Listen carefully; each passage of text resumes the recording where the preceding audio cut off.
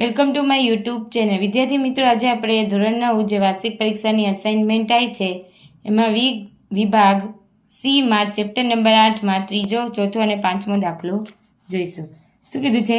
સાબિત કરો કે સમાંતર બાજુ ચતુષ્કોણના, આ સમાંતર બાજુ ચતુષ્કોણ કોઈ પણ વિકર્ણ, એટલે આ એસી વિકર્ણ લો કે બીડી વિકર્ણ તેનું બે એકરૂપ ત્રિકોણોમાં વિભાજન કરે છે. કોઈ પણ એક વિકર્ણ લેવાનો છે, એનું બે ત્રિકોણમાં એકરૂપમાં વિભાજન કરે છે. તો આ પ્રમેય 8.1 છે. પક્ષ લખીએ. ચતુષ્કોણ ABCD માં એસી વિકર્ણ છે, તેથી AB સમાંતર DC માં એસી, આ AB સમાંતર DC માં એસી એની છેદિકા છે. આ AB છે, આ DC છે. આગળ આમ આવી રીતે જો આમ આગળ જાય તો એસી શું થઈ? એની છેદિકા થઈ ને. તો એસી તેમની છેદિકા છે. હવે છેદિકા હોય તો આપણે ખબર છે શું આવશે? DCA. એટલે આ DCA આ વાળો ખૂણો અને આ વાળો ખૂણો નંબર 1 અને ખૂણા DCA બરાબર CAB. કેમ? યુગ્મ કોણ થયું. આને આપી દઈએ પરિણામ નંબર 1, અંતઃયુગ્મ કોણ એમ. હવે એવી જ રીતે AD અને BC સમાંતર છે, તો AD સમાંતર BC માં AC તેમની છેદિકા છે. હવે એ છેદિકા હોય તો આપણે ખબર છે DAC એટલે આ વાળો ખૂણો, ખૂણા નંબર 3, ખૂણો DAC બરાબર ACB, આ ખૂણા નંબર 4, ACB અંતઃયુગ્મ કોણ. અને આપી પરિણામ નંબર 2. હવે લખીએ સાધ્ય. સાધ્ય શું કીધું? બે ત્રિકોણ, બે સરખા તો ADC, ત્રિકોણ ADC એકરૂપ ત્રિકોણ ABC. હવે લખીએ સાબિતી. તો સાબિતી માટે આપણે આ બે ત્રિકોણ લઈએ, કેમ કે બે ત્રિકોણ સરખા લેવાના છે. લઈએ ત્રિકોણ ADC અને ત્રિકોણ ABC માટે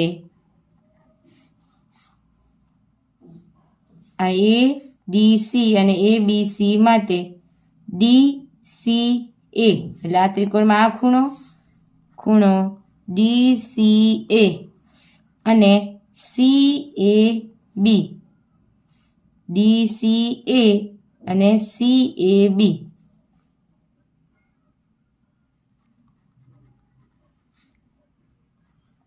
પરિણામ 1 પરથી.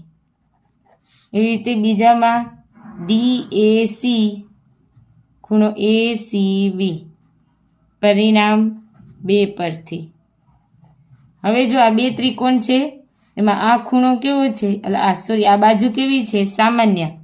તો AC બરાબર AC, સામાન્ય બાજુ. તો હવે ત્રિકોણ એકરૂપ થયો ખૂ શરત મુજબથી. તો લખીએ ત્રિકોણ ADC એકરૂપ ત્રિકોણ ABC કઈ શરત મુજબ? ખૂ શરત મુજબ કેવું થયું?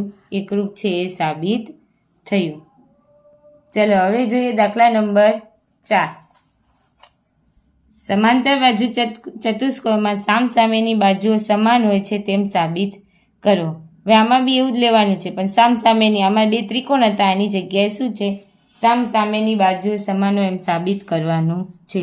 તો લખીએ પક્ષ. ચતુષ્કોણ ABCD સમાંતર બાજુ ચતુષ્કોણ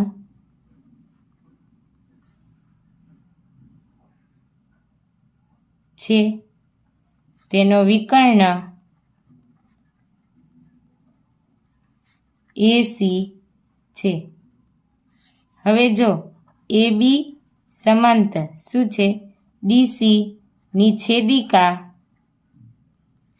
AC છે. તો આપણે જોયું હતું DCA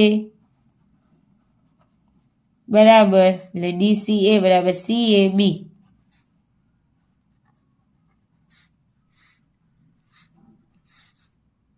પરિણામ નંબર 1. કેમ? અંતઃયુગ્મ કોણ. એવી જ રીતે ખૂણો, એવી રીતે AB અને DC, એવી રીતે AD અને BC, AD સમાંતર BC ની છેદિકા કઈ છે? AC છે. આ AD છે અને આ BC છે. આમ લંબાવશો તો છેદિકા કઈ આવશે? AC. હવે એ છેદિકાથી બનતા ખૂણા કયા આવશે? ખૂણો DAC અને DAC અને ACB. ACB અંતઃયુગ્મ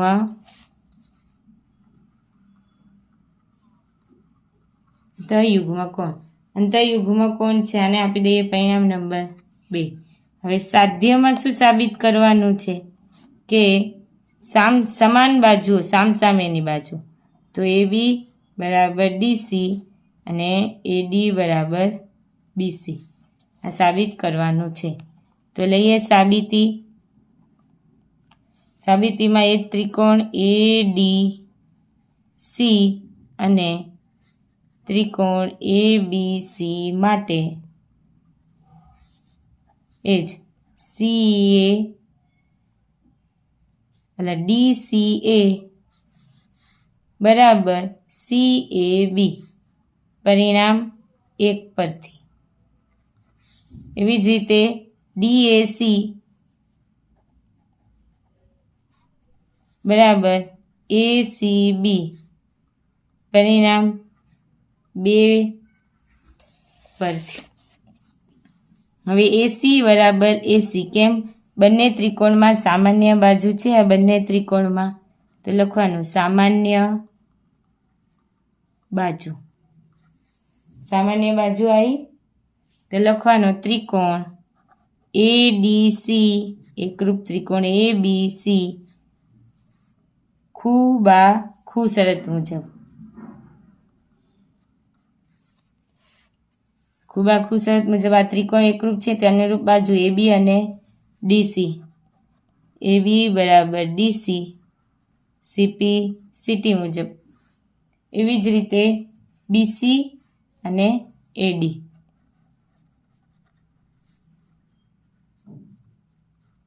CP મુજબ કેવા થાય? સરખા થાય. હવે જોઈએ દાખલા નંબર 5. એ છે મધ્યબિંદુ પ્રમેયનો પ્રતિપ્રમેય છે.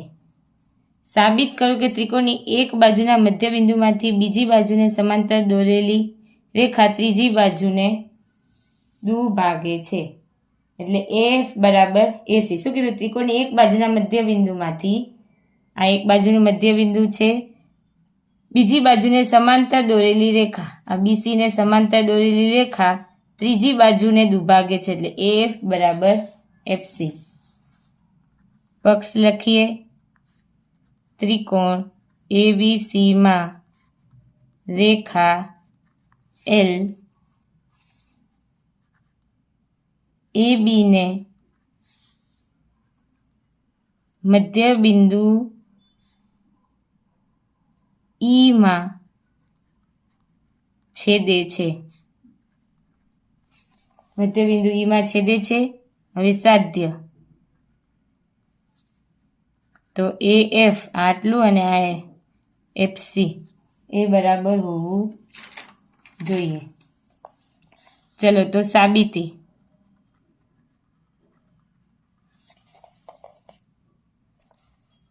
લખવાનું AB સમાંતર CM. આ AB છે એને સમાંતર શું દોરવાનું? CM. AB સમાંતર CM દોરો અને જ્યાં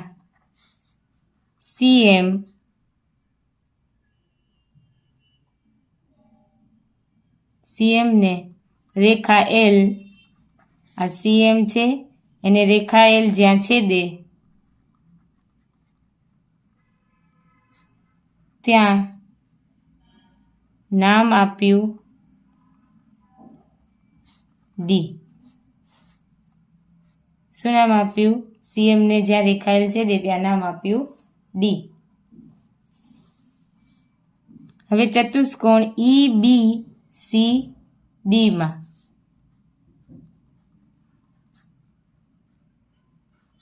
સમાંતર બાજુ ચતુષ્કોણ છે.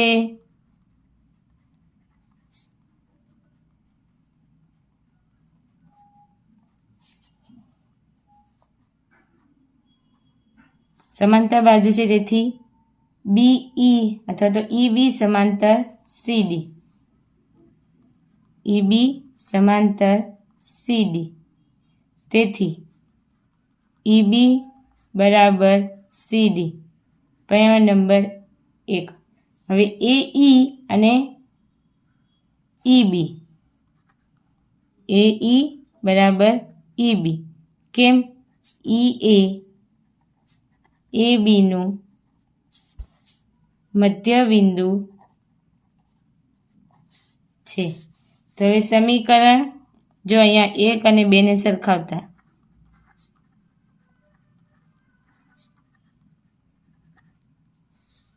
EB બંનેમાં કોમન છે તેથી AE બરાબર CD લખી શકીએ સમીકરણ નંબર 3. હવે ત્રિકોણ જો આ AEF અને ત્રિકોણ CFD. AEF અથવા તો AFE અને CFD માં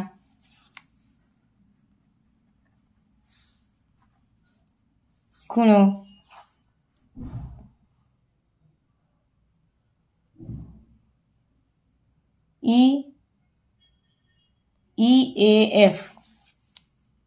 EAF બરાબર FCD.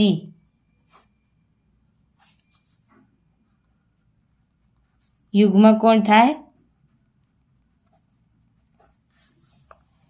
એવી રીતે આ ખૂણો વિકોણ AEF અને CFD.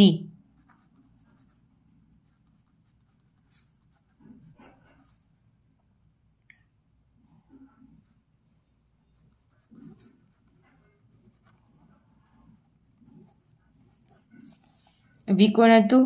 હવે જો અહીંયા AE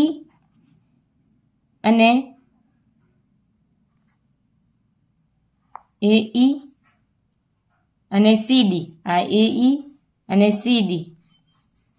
AE અને CD કેવું કીધું છે? બરાબર. તો લખીએ AE બરાબર CD. કેમ? પરિણામ 3 પરથી AE અને CD. તો જો અહીંયા આ ખૂણો અને આ બાજુ તો ખૂબ આ ઉપરથી AEF એકરૂપ ત્રિકોણ CFD બા પરથી. બા કઈ રીતે આવી? જો આ ખૂણો છે ને પછી બાજુ છે. એવું નથી કે બે ખૂણાની વચ્ચે બાજુ છે. ના, બે ખૂણા છે પછી બાજુ. એવું હોય ત્યારે બા શરત આવે. તેથી AF બરાબર FC CP CT મુજબ. તેથી FA AC નું મધ્ય બિંદુ છે.